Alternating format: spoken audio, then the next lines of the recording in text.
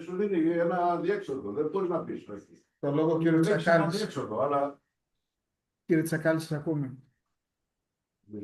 Ναι, εμεί θα υπερψηφίσουμε τι κυκλοφοριακέ ρυθμίσει, γιατί είναι απαραίτητο να προστατευτεί ο παραδοσιακό οικισμό τη Χιμόλου και να διασφαλιστεί η άνετη κίνηση των πεζών και να εξυπηρετηθεί η αυξημένη επιστρεψιμότητα τη θερινή περίοδου.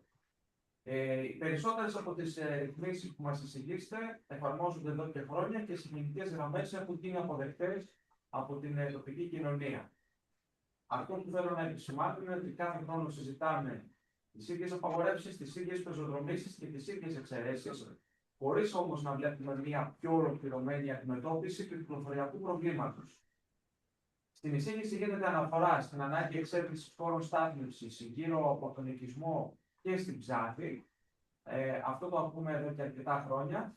Το ζήτημα όμως είναι τι έχει γίνει μέχρι σήμερα και ποιος είναι ο σχεδιασμός σας, ώστε να μην περιοριζόμαστε μόνο σε απαγορεύσεις, αλλά και να δημιουργούμε και πραγματικές εναλλακτικές λύσεις για κατοίκους και επισκέπτες που λύνουν όλα αυτά τα προβλήματα. Θεωρούμε λοιπόν ότι οι κυκλοφοριακές ρυθμίσεις πρέπει να συνοδεύονται επιπλέον και από ενημέρωση των κατοίκων, των επαγγελματιών και των επισκεπτών πριν από την έναρξη της τουριστικής περίοδου, διότι δεν αρκεί μόνο να λαμβάνουμε μία απόφαση στο Δημοτικό Συμβούλιο, χρειάζεται αυτή η έγκαιρη ενημέρωση, πρέπει να υπάρχει σωστή σήμανση και ουσιαστική προετοιμασία, ούτως ώστε να αποφεύγονται οι παρεξηγήσεις και η ταλαιπωρία που παρατηρείται σχεδόν κάθε χρόνο.